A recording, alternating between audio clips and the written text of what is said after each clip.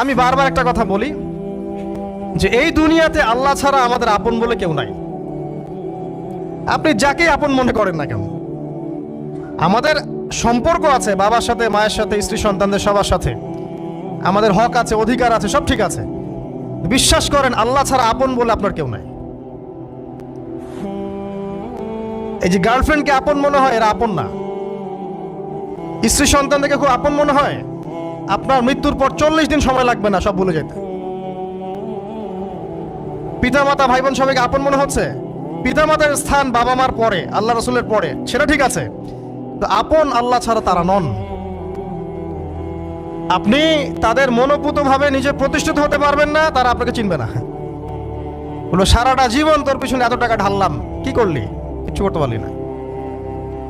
আবার এখন যারা পিতামাতা হয়েছেন, সন্তানদেরকে আপন মনে হচ্ছে, দেখবেন এই সন্তানকে আপনি আপনার মনোপুতভাবে সম্পত্তি দিতে পারবেন না, ভরণ পোষণ দিতে পারবেন না। এই সন্তান বড় হয়ে আপনাকে বৃদ্ধাশ্রমে পাঠিয়ে দিতে পারে, নাউজুবিল্লাহ। অথবা আপনার সাথে এই সন্তানই খারাপ ব্যবহার করবে। আপন মনে হচ্ছে? আল্লাহ ছাড়া কেউ আপন না। আল্লাহ ছাড়া আপন কেউ না। আর আল্লাহ ছাড়া সত্যিকার অর্থে আপনাকে আমাকে ভালো কেউ বাসে না। শুধু আল্লাহই আপনাকে ভালোবাসেন। এটা আপনারা হারে হারে উপলব্ধি করবেন যত দিন যাবে ইনশাআল্লাহ। তাই শুধু সেই আল্লাহর জন্যই নিজেকে খালেস করে দেন, আর যার যার হক তাকে তাকে দিয়ে দেন। দুনিয়াতে শান্তিতে থাকার ফিলোসফি বলছি, philosophy of happiness in this হায়াতুদ দুনিয়া, সেটা হচ্ছে যার যার হক তাকে তাকে দিয়ে দেন, নিজের হক আল্লাহর কাছে চেয়ে নেন। আর দুনিয়াকে আপন মনে করবেন না, আল্লাহ ছাড়া কাউকে আপন মনে করবেন না। আপনি সুখে থাকবেন ইনশাআল্লাহ। দুনিয়ার দাসত্ব করবেন, আল্লাহ ছাড়া অন্য মানুষদেরকে আপন মনে করে নেবেন, দেখবেন আপনি পদে পদে কষ্ট পাবেন। কারো কাছে আশা করেন না, কষ্ট পাবেন না। আমি এই প্রসঙ্গে কথাগুলো বললাম যে দুনিয়াকে আপন মনে করতে নাই, আর আল্লাহকে আপন মনে করতে হয়। আল্লাহকে আপন মনে করলে তখন আমার উপর কিছু দায়িত্ব চলে আসে। কি দায়িত্ব? আল্লাহ আমাকে সৃষ্টি করেছেন, রিজিক দিয়েছেন, লালন পালন করছেন, বাঁচিয়ে রেখেছেন, তার হাতে আমার মৃত্যু, তার হাতে সবকিছু। তো এখন আল্লাহ পাকের জন্য নিজের জীবনটাকে খালেস করে নেওয়া, যেভাবে আল্লাহ পাক চলতে বলেছেন সেভাবে চলা, যেগুলোকে আল্লাহ পাক নিষেধ করেছেন বর্জন করা। আর রাসূলুল্লাহ সাল্লাল্লাহু আলাইহি ওয়াসাল্লামের সুন্নাহ আল্লাহ পাক রেখে দিয়েছেন আমাদের সামনে। এই সুন্নাহগুলো যদি আমরা অনুসরণ করতে পারি, ইনশাআল্লাহ এই দুনিয়াতে কিছু পাই বা না পাই, ইনশাআল্লাহ পরকালে আপনি আল্লাহর ক্ষমা পাবেন ইনশাআল্লাহ তাআলা। কোরআনের সূরাগুলার অর্থ সব খুতবায় বলা যায় না, সময় সংকলন হয় না। এত চমৎকার ওয়াদ-দুহা সূরা আছে না, শপথ দ্বিপ্রহরের, ওয়াল-লাইলি ইযা সাজা, শপথ রাতের যখন সেটা আচ্ছাদিত হয়। মা ওয়াদ্দাআকা রাব্বুকা ওয়া মা ক্বালা, আল্লাহ কত মায়া দিয়ে তার নবীকে বলছেন যে তোমার আল্লাহ তোমাকে ছেড়েও দেন নাই, তোমার আল্লাহ তোমাকে ছেড়ে দেন নাই। ওয়ালা সাউফা ইউতিকা রাব্বুকা ফাতারদা, শীঘ্রই তোমার রব তোমাকে দান করবেন এবং তুমি সন্তুষ্ট হয়ে যাও। দুনিয়াতে চলতে গেলে দুঃখ কষ্ট হয় না? যারা ঈমান নিয়ে চলে ওদের দুঃখ কষ্ট বেশি হয়। তা আল্লাহ বলছেন টেনশন করো না, কষ্ট পেও না, তোমার রব তোমাকে ছেড়ে দেননি। ওয়ালা সাউফা ইউতিকা রাব্বুকা ফাতারদা, তোমার রব তোমাকে শীঘ্রই দান করবেন আর তুমি সন্তুষ্ট হয়ে যাবে। আলাম ইয়াজিদকা ইয়াতীমান ফাআওয়া, আল্লাহ বলছেন আল্লাহ কি তোমাকে ইয়েতিম রূপে পাননি, এরপর আল্লাহ কি তোমাকে প্রতিপালন করে বড় করেননি? ওয়াজাদাকা দাল্লান ফাহাদা, আল্লাহ কি তোমাকে পথভ্রষ্ট পান নাই, তোমাকে আল্লাহ পাক হেদায়েত দেন নাই? তো আল্লাহ যে এগুলো করেছেন সে আল্লাহ তোমাকে পরকালে ইনশাআল্লাহ ভালো রাখবেন।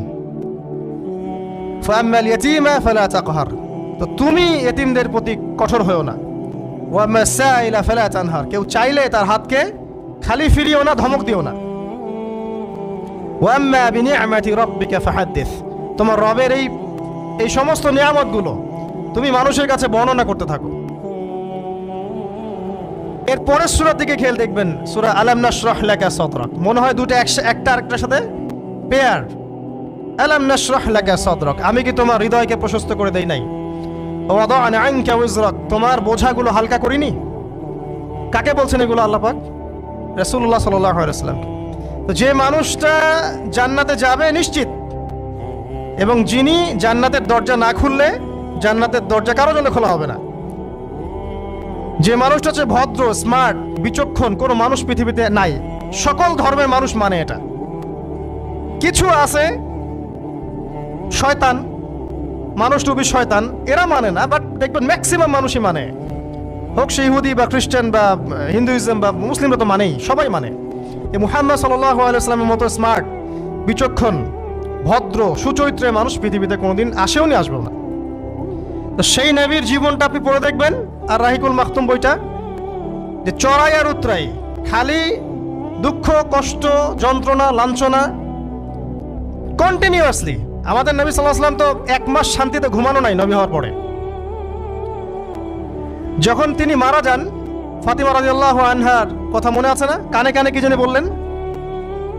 তখন আমাদের নবী একটা কথা বলেছিলেন, আমি এই বয়সে এসে কথাটা বুঝি, মাদ্রাসা লাইফে, ইউনিভার্সিটি লাইফে বুঝিনি।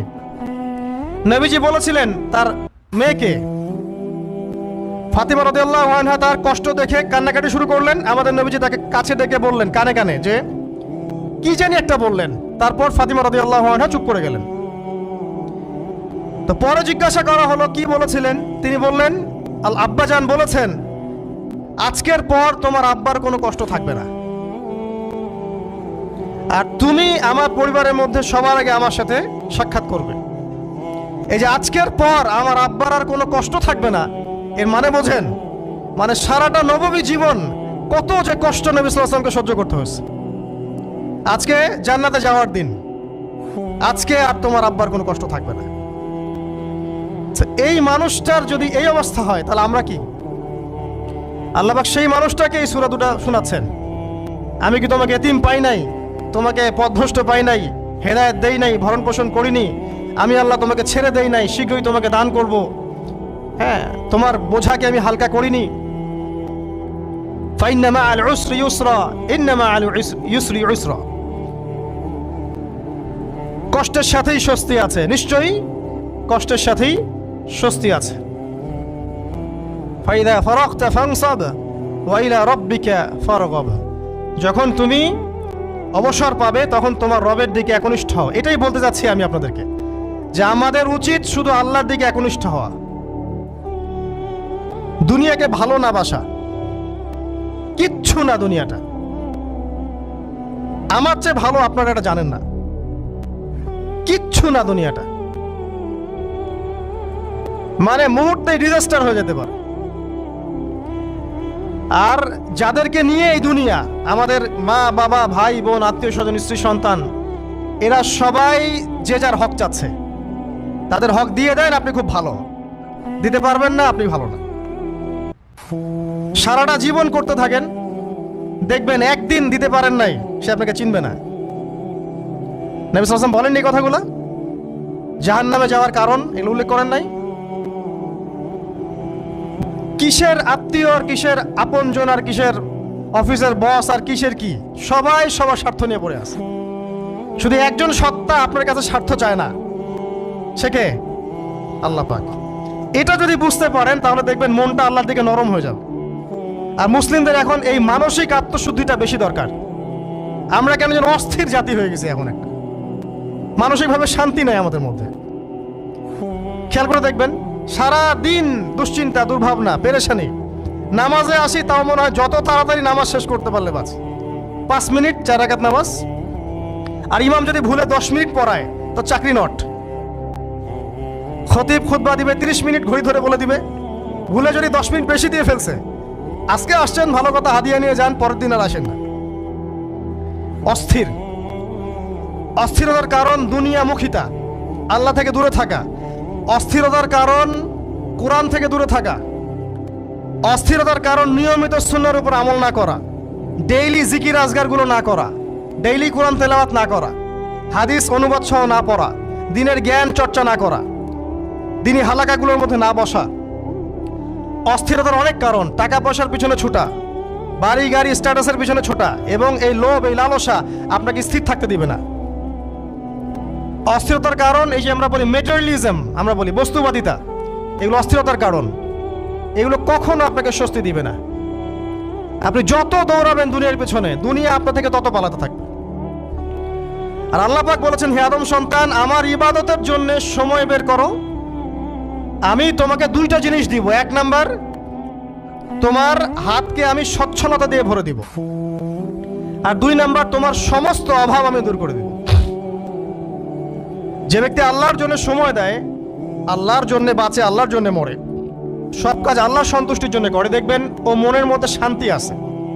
হয়তোবা তার 5 তলা 10 তলা বাড়ি নাই, BMW নাই, সুজুকি জিক্সার নাই, তারপরে দেখবেন সে অনেক শান্তিতে আছে, কারণ তার মনের মধ্যে একটা প্রশান্তি কাজ করে। আর যে ব্যক্তির মধ্যে দেখবেন আল্লাহর কনসিয়াসনেস নাই, ইবাদত নাই, কোরআন সুন্নাহ এগুলো কিচ্ছু নাই, দুনিয়ার সব আছে, দেখবেন ব্যাংক ব্যালেন্স, টাকা পয়সা, মনে শান্তি নাই। এই মনের শান্তিটাকেই উসমান রাদিয়াল্লাহু আনহু বলতেন যে আল গিনা, মানে ধনাঢ্য, ধনী বলি না আমরা, এটাই হচ্ছে ধন।